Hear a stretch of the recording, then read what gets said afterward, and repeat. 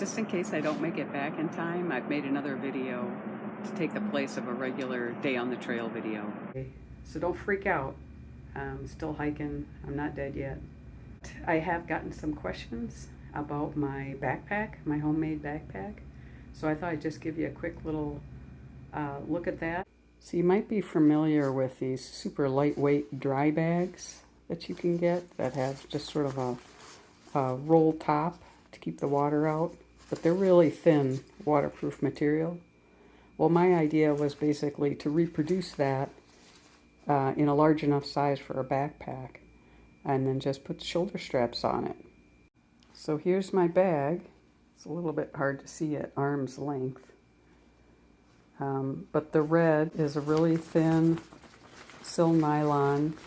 I think it's 70 denier. I've got Cordura, is that tan material, on the back side and on the underside for a little more abrasion resistance. And then I've got one big mesh pocket across the back and two smaller mesh pockets on either side. So there's the whole thing laying down. That's the bottom. That's the back, you know, that somebody walking behind me would see, the big mesh pocket in the back. Two small pockets on the sides. And then the extended top, where you can do a roll top.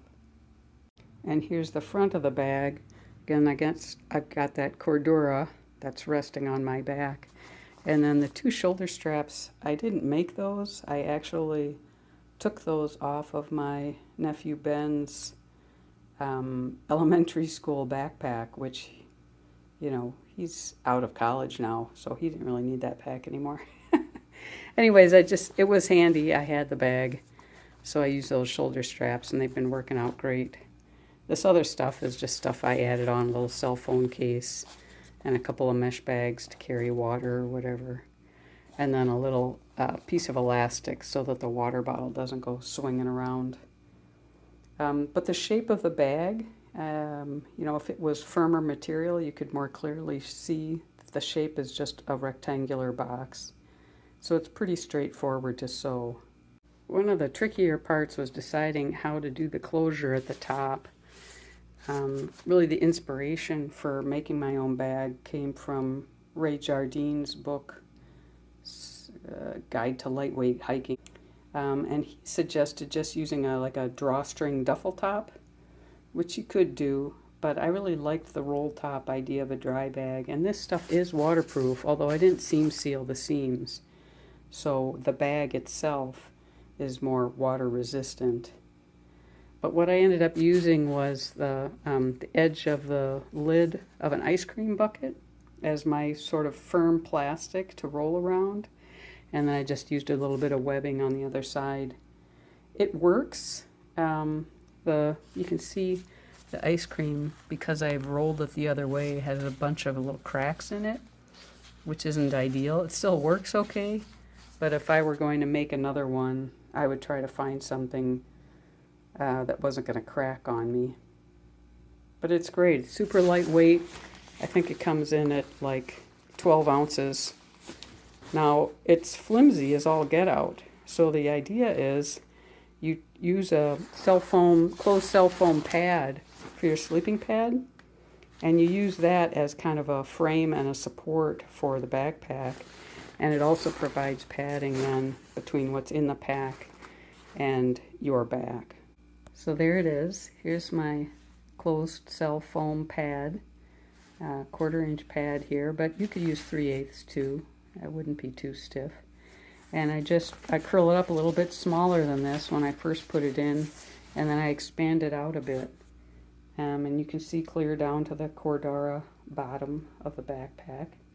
And this is every morning what I do, the first thing that goes in my pack to load it up. And then I stuff my sleeping bag in there and other stuff up on top. Now it's not attached to the bag at all, so every time I do the closure I kind of have to, you know, pull up on the top of the bag and make sure that that pad and the stuff inside is seated on the bottom before I roll the top up. But It works really well. It's super light, and the total cost of the bag was $20. And you're not going to find a bag this size, 40 liters maybe? I can't remember now. You're not going to find a bag of that size for probably under a pound, for probably less than 200 bucks.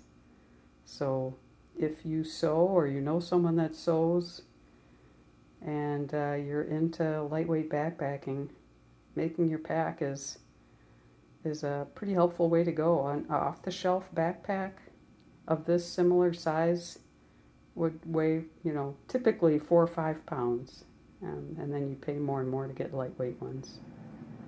So that's my bag. There'll be another video on the trail tomorrow, or there should be anyway.